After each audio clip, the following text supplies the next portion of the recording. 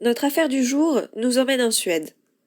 Le 29 janvier 2006, Bobby Aika, 10 ans, sa mère Nina et son beau-père Eddie Larsson sont en route pour le centre commercial Backeball, au nord de Göteborg, la deuxième plus grande ville de Suède. Arrivés sur le parking, les parents décident de laisser le petit garçon dans la voiture, juste le temps qu'ils aillent acheter des fleurs pour la grand-mère de Bobby. Nina et Eddie s'absentent durant un quart d'heure. Lorsqu'ils regagnent la voiture, ils constatent, horrifiés, que Bobby n'est plus là. Paniqués, ils regardent partout, dans la voiture, dans le parking, ils l'appellent, mais l'enfant est introuvable. Les parents décident alors de contacter la police. De grands moyens sont déployés pour retrouver le petit Bobby. Les forces armées suédoises sont mobilisées pour effectuer les recherches. Malheureusement, aucun indice n'est retrouvé. Rapidement, l'espoir de retrouver le petit garçon en vie s'amenuise. C'est désormais un corps que l'on recherche. Mais là encore, aucune trace de l'enfant.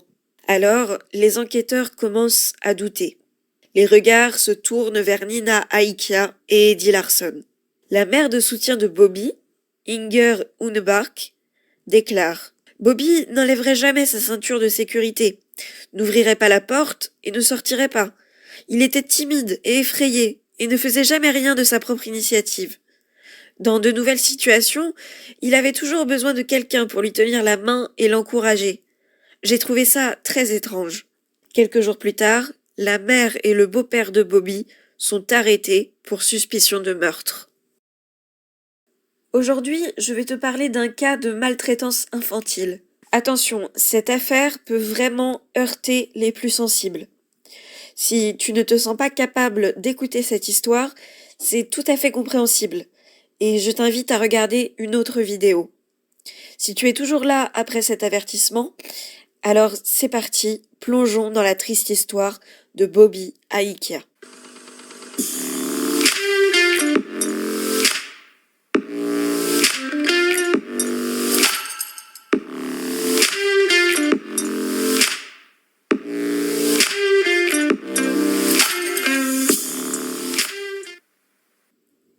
En garde à vue, Nina, la mère de Bobby, passe rapidement aux aveux. Oui, son fils est mort il y a 15 jours. Oui, son conjoint et elle ont dissimulé le corps. Elle indique aux policiers qu'ils se sont débarrassés du cadavre dans le lac Lovsion, au sud de Jönköping. Le corps du petit Bobby est effectivement retrouvé au fond du lac gelé, lesté de chaînes pour qu'il ne remonte pas à la surface.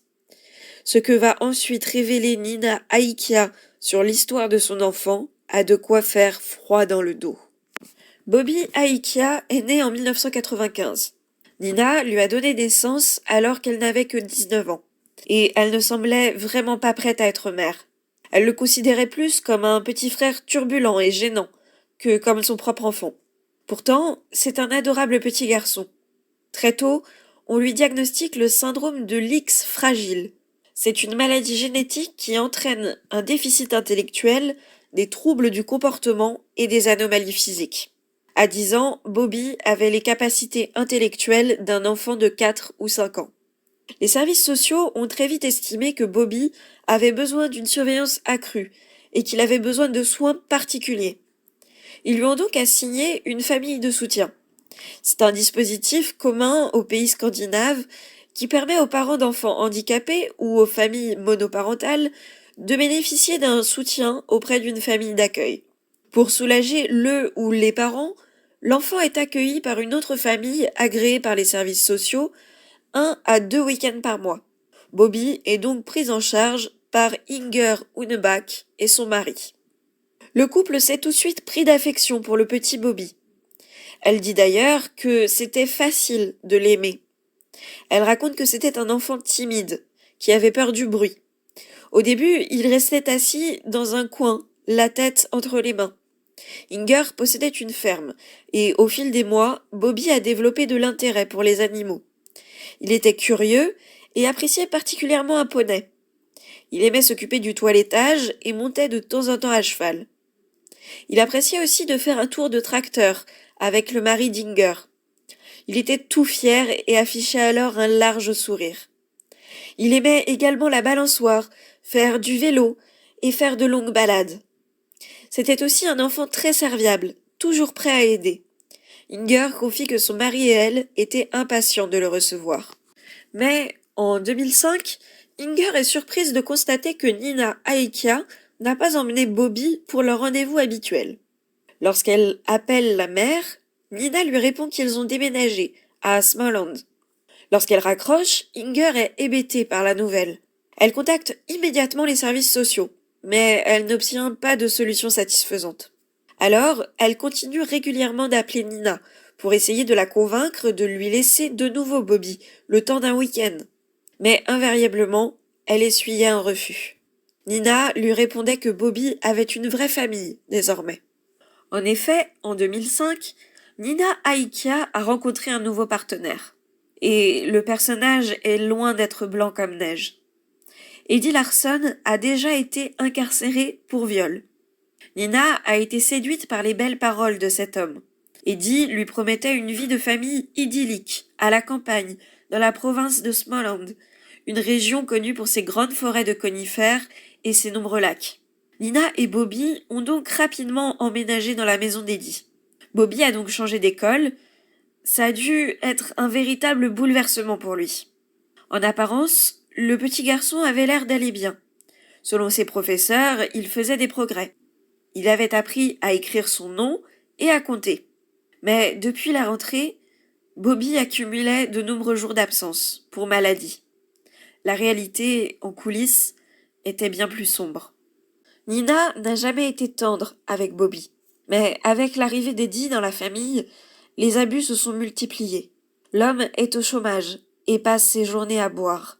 Rapidement, le petit Bobby est devenu son souffre-douleur. Nina a bien essayé quelquefois de prendre la défense de son fils, mais la plupart du temps, elle participait aussi aux sévices initiés par Eddie. Par exemple, lorsque Bobby ne finissait pas son repas, Eddie lui plongeait le visage dans son assiette. D'ailleurs, les plats servis à l'enfant étaient souvent mélangés à de la pâtée pour chat. Bobby s'est rendu à l'école pour la dernière fois le 15 décembre 2005. Le lendemain, sa mère a appelé l'établissement pour prévenir que son fils souffrait d'un rhume et avait de la fièvre. Il ne se présenterait donc pas à l'école pendant plusieurs jours. Mais lorsque la classe a repris après les vacances de Noël, Bobby ne s'est pas présenté. Comme tu le sais depuis le début de la vidéo, les parents ont déclaré sa disparition fin janvier. Alors, que s'est-il passé entre le 15 décembre et le 29 janvier? Le dernier mois de Bobby Aikia est un véritable cauchemar. Violence, torture, humiliation, rien n'est épargné au petit garçon.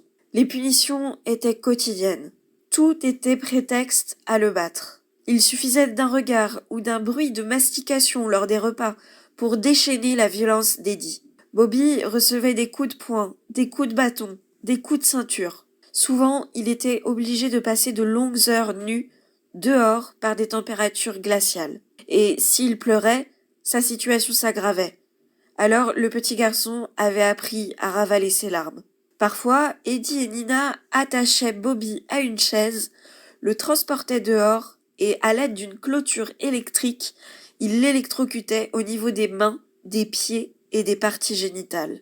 D'autres fois, Eddie lui versait de l'alcool dans la gorge à l'aide d'un entonnoir, ou alors il aspirait son pénis avec un aspirateur jusqu'à ce que le petit saigne, juste pour s'amuser. En garde à vue, Nina raconte un souvenir qui l'a particulièrement marqué. Comme d'habitude, Eddie avait attaché Bobby à sa chaise et lui donnait des coups de bâton. Le petit garçon, traumatisé, s'est fait dessus. Eddie l'a alors obligé à mettre ses sous-vêtements sur sa tête et sa bouche. Il lui a dit « C'est ce qu'on fait avec les chiens. Vraiment, ça me fend le cœur, tout ce que ce petit garçon a dû endurer. » Et ce qui me met le plus en colère, c'est le comportement de Nina. Elle n'a absolument rien fait pour défendre son propre fils. Elle a même participé aux tortures. Ses comportements sont tout simplement inhumains. Le 13 janvier 2006, au soir, le petit Bobby subit une nouvelle séance d'abus. Eddie et Nina l'ont traîné dehors, nu, dans le froid. Eddie le recouvre de neige avec une pelle. Quelques moments plus tard, lorsque ses bourreaux décident de rentrer, Bobby ne tient plus sur ses jambes. Ils l'ont alors porté jusqu'à sa chambre et l'ont mis au lit. Plus tard, dans la soirée, quand Nina vient jeter un œil sur son fils, quelque chose ne va pas. Le petit ne respire plus. En s'approchant, la mère se rend compte qu'il s'est étouffé dans son vomi. Elle vérifie son pouls, puis appelle Eddie et le couple lui prodigue les premiers gestes de secours. Mais il est trop tard. Bobby est mort. Ils appellent immédiatement les secours et... Non. Non, bien évidemment. Ils remontent la couverture sur le petit corps, puis retournent au salon.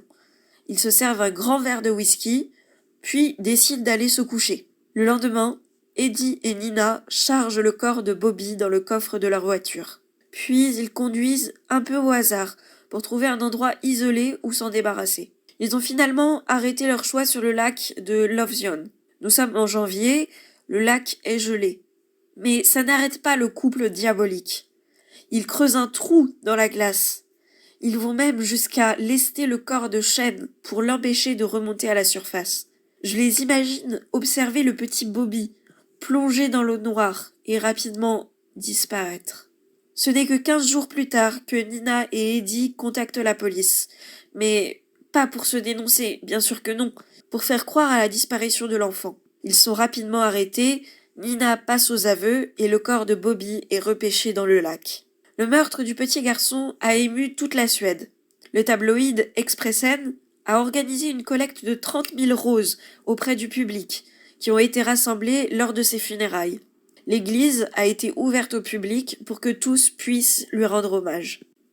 Le procès débute en mai 2006. Ni Eddie ni Nina n'ont voulu admettre leur participation au meurtre du petit Bobby. Chacun a rejeté la faute sur l'autre. Concernant leur vie intime, Eddie parlait de jeux sadomasochistes, alors que Nina évoquait des violences et des abus. Nina a déclaré que son fils et elle vivaient dans la peur auprès d'un Eddie tyrannique, alors que ce dernier a formellement nié toute forme de maltraitance. Le couple a été accusé de violences aggravées ayant entraîné la mort, donc d'homicide involontaire. Il n'a pas été prouvé qu'ils avaient tué intentionnellement Bobby. En juin, le verdict est rendu. Ils sont tous les deux condamnés à 10 ans de prison. En février 2008, Nina a été agressée par une autre détenue et a été blessée au visage. Elle a reçu une somme d'argent en compensation. Aujourd'hui, Eddie Larson et Nina Aikia sont en liberté sous une nouvelle identité, après avoir purgé les 2/3 de leur peine. Je ne sais pas s'ils se sont retrouvés après leur libération. Nina a donné naissance à un second enfant, en 2017, dont la garde lui a été retirée. Pour la famille de soutien de Bobby, il a été difficile de parler du petit garçon pendant longtemps. Les gros titres des médias ne cessaient de rouvrir leurs blessures. Ils ont consulté un psychologue pour apprendre à atténuer leur traumatisme. Ils se sont beaucoup reprochés de ne pas être intervenus et se sentent coupables. Inger confie « Bobby était un garçon tellement gentil. Nous étions heureux de faire partie de sa vie. Il est difficile de croire qu'une mère puisse être aussi cruelle envers son propre enfant. C'est tout simplement incompréhensible. » Après la mort horrible de Bobby, une loi a été adoptée pour protéger les enfants vulnérables. Chaque enfant assassiné devait faire l'objet d'une enquête par la protection de l'enfance, pour chercher des erreurs dans le filet de sécurité de la société et proposer des mesures de résolution concrètes. Malheureusement, la loi n'a pas fonctionné comme prévu et a été vivement critiquée. En Suède, chaque année, environ 6 enfants meurent sous les coups de leurs parents. Et voilà, cette affaire touche à sa fin. Le calvaire du petit Bobby a été particulièrement difficile à raconter, tant les abus qu'il a subis dans sa courte vie sont révoltants. Si tu es toujours là, j'espère que la qualité de la narration atténue un tant soit peu l'horreur du contenu. Merci à toi d'avoir regardé cette vidéo. N'oublie pas de t'abonner si ce n'est pas déjà fait, de laisser un petit pouce en l'air et n'hésite pas à donner ton opinion en commentaire. À la prochaine.